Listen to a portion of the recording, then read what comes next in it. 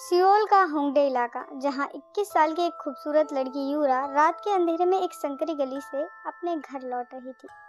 रात के लगभग 1 बज रहे थे। नाइट शिफ्ट खत्म करके मेट्रो से उतरने के बाद वो रोज इसी रास्ते से पैदल अपने फ्लैट पर जाती थी।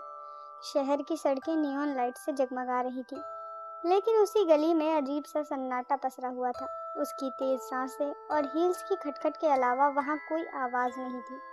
तभी अचानक उसे अपने कदमों के अलावा किसी और के कदमों की भी आहट सुनाई देने लगी। घबराकर यूरा ने पीछे मुड़कर देखा, लेकिन वहां अंधेरे के अलावा और कुछ नहीं था। उसने खुद को संभाला और फिर से आगे बढ़ने लगी।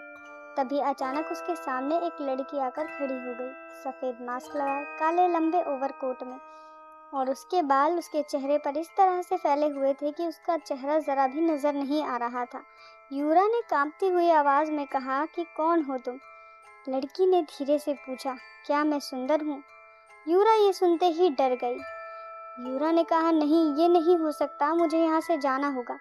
फिर वही सवाल, क्या मैं सुंदर हूँ? मैं जवाब नहीं दे सकती, मुझे जाने दो, ये कहकर यूरा आगे बढ़ने लगी। लेकिन यूरा की बात सुनकर सामने खड़ी लड़की अपने चेहरे से मास्क उतारने लगी। जैसे ही मास्क हटा, यूरा चीखते हुए जमीन पर बैठ गई। बोली, मैंने कुछ नहीं किया, प्लीज मुझे जाने दो।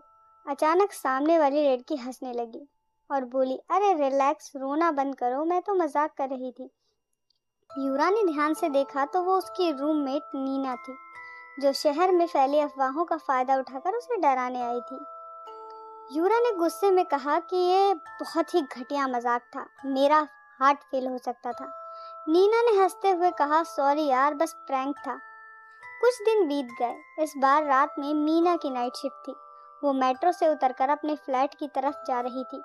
अचानक उसे अपने पीछे एक लंबी परछाई नजर आई, जो तेजी से उसकी परछाई के करीब आ रही थी।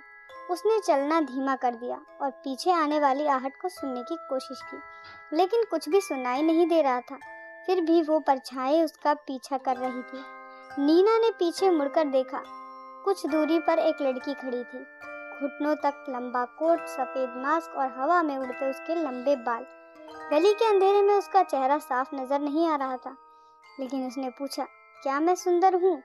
नीना हल्का सा मुस्कुराई, बोली, ओ तो तू है, वही प्रैंक मेरे साथ कर रही है जो मैंने तेरे साथ किया था।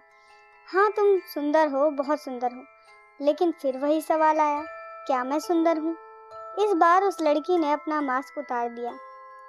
नीना का चेहरा एकदम सफेद पड़ गया।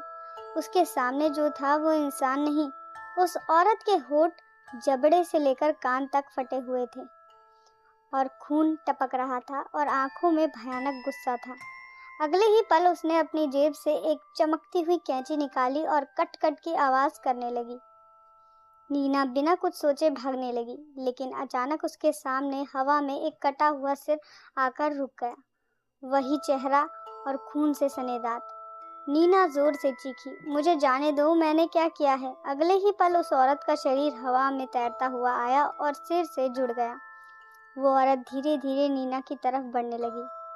तुमने कहा ना मैं सुंदर हूँ, अब तुम्हें भी मेरी तरह सुंदर बनना होगा। नीना रोने लगी, नहीं, मुझसे गलती हो गई, तुम सुंदर नहीं हो, तुम बहुत डरावनी हो। औरत की आंखों में गुस्सा और भर गया।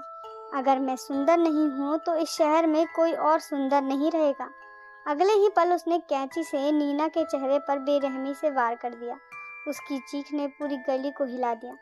सुबह लोगों ने उसकी लाश देखी, दीवारों पर खून थे, लेकिन हत्यारा कहीं नहीं मिला। धीरे धीरे सियोल शहर में डर फैल गया। लोग रात को बाहर निकलने से डरने लगे। एक के बाद एक ऐसी ही मौतें होने लगी।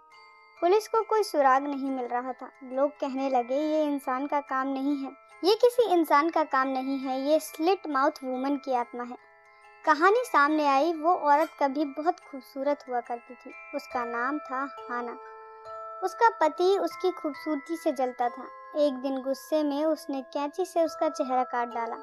हाना मर गई, लेकिन उसकी आत्मा बदले की आग में जलती रही। इन घटनाओं को रोकने के लिए जुन्हो नाम के प्रीस्ट सामने आए। वो आधी रात को उसी गली में पहुंचे जहां ये घटनाएं हो रही थी। अचानक से ठंडी हवा चलने लगी और एक आवाज गूंजी, क्या मैं सुंदर हूँ?